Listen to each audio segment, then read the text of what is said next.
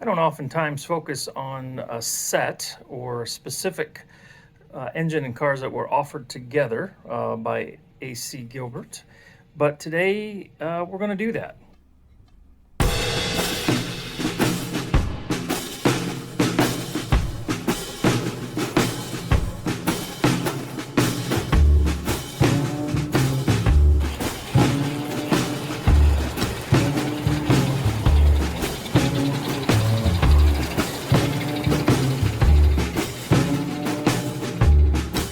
Before us are two sets that I think I would hazard to say were sister sets, if you will. And I've been doing this series on the rebuild of the Washington, which is the blue and gold engine that's on the higher trestle.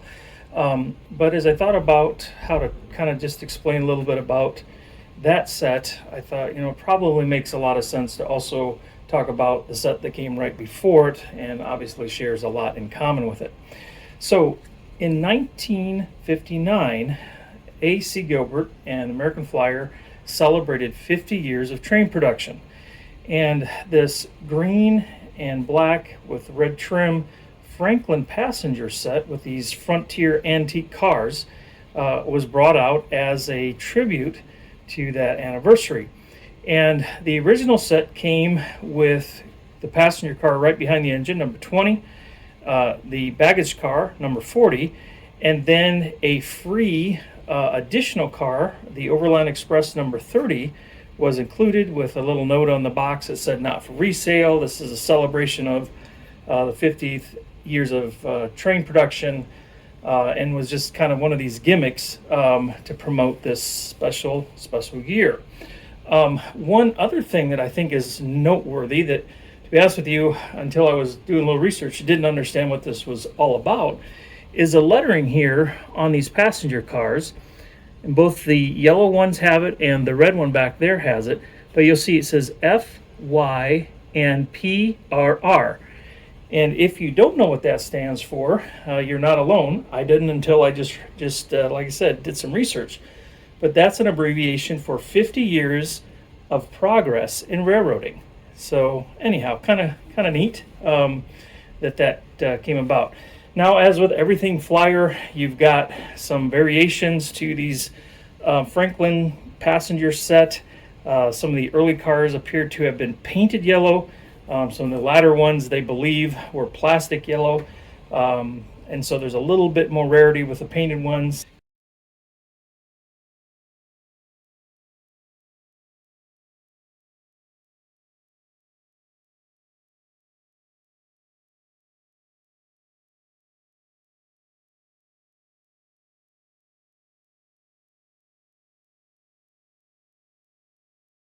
Okay, now this Franklin set, introduced in 1959, had a set number of 20550, and I'll put a link here to an unboxing I did when I got this set, because it came with a set box. I don't have a lot of those, but this was kind of a special thing.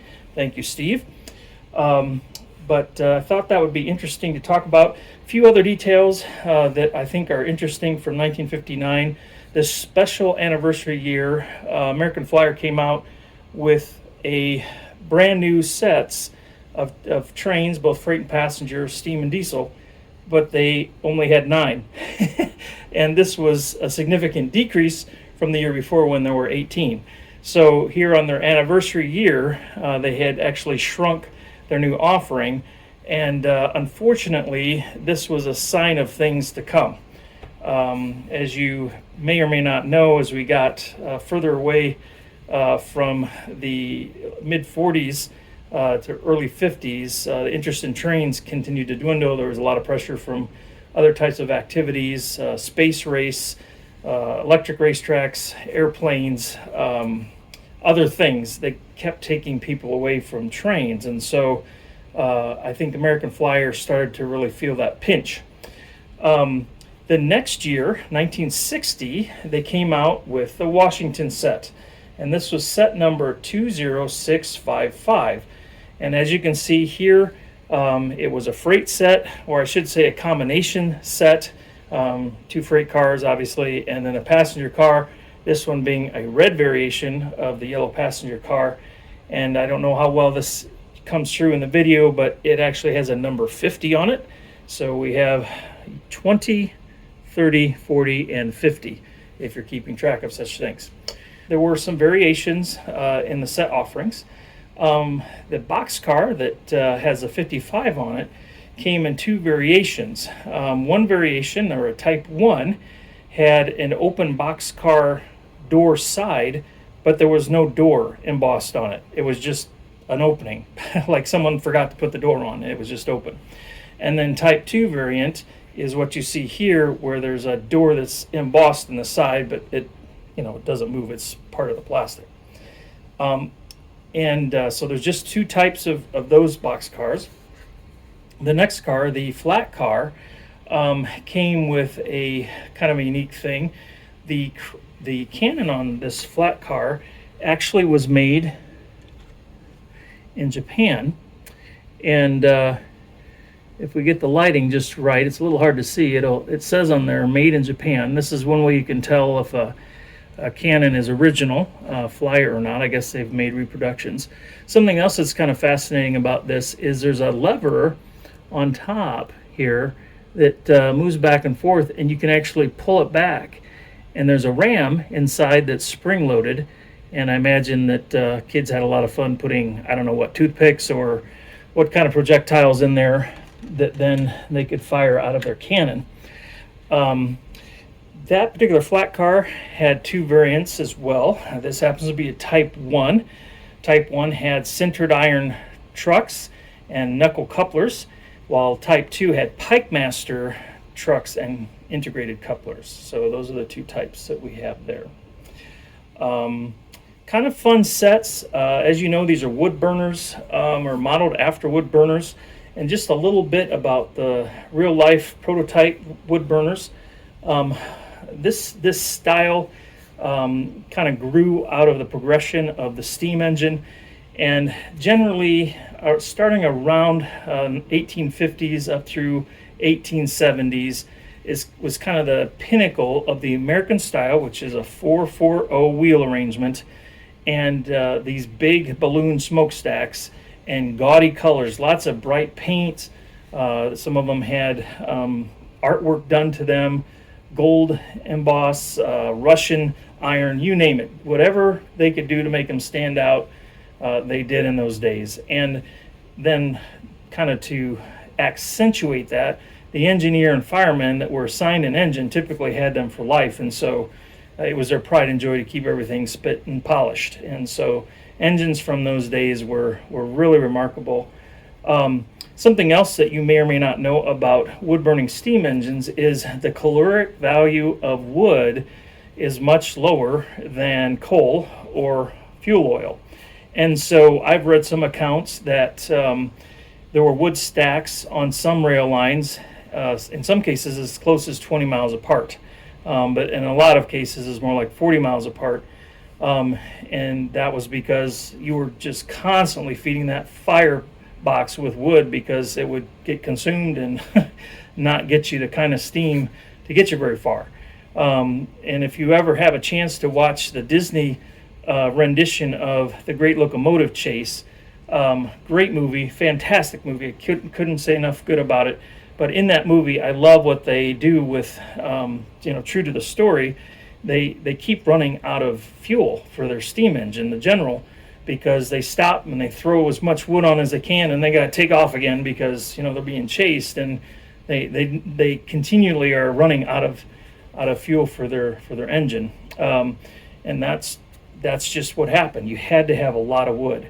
And if you can think about being out west, where you had long stretches like Nevada and Utah and some of the desert regions, long stretches of desert, the challenges that railroads face with trying to get enough lumber out there and continually needing lumber is one of the drivers that got railroads to look at fuel oil and of course coal. So something I thought that you might find interesting.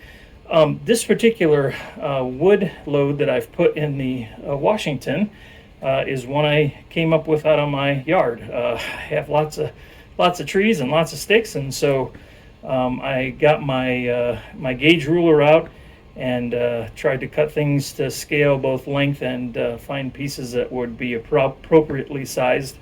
And I made a false bottom of cardboard with kind of a slanted middle, a V shape, if you will, so that I could, kind of build on top of that. And so anyhow, I want to do that for the Franklin at some point, but that one has not really been through the repair cleanup process yet, so that's on the to-do list. Well, as always, thanks again for tuning in today. I hope you found this fascinating and interesting, and if you get a chance to get yourself one of these sets or both of these sets, I don't think you'll be sorry. I would say that when I first was getting back into Flyer, these two engines really didn't have much appeal. I thought they were really toy-like, and I recognize that American Flyer is a toy, but the block engines, steam engines especially, and a lot of the Alco diesels and GP7s to most degrees seem closer to prototype. These obviously were way out there. But I've come to really appreciate them. The effect of smoke, which you can see in these video clips, and how it comes out of the chimney of these big balloon stacks is really prototypical, to be honest with you, at least from the wood burners I've seen. And they use the HO smoke system. So they have a small chuff cylinder and a smoke generator that they used in the HO steam engine line. So it's just an interesting way to make a different kind of engine, and I think it's a real tribute to the whole product line, and certainly adds some color. So with that, thanks again for stopping in today. Hope you found this interesting and educational. And until next time, God bless, take care, enjoy your American Flyer trains.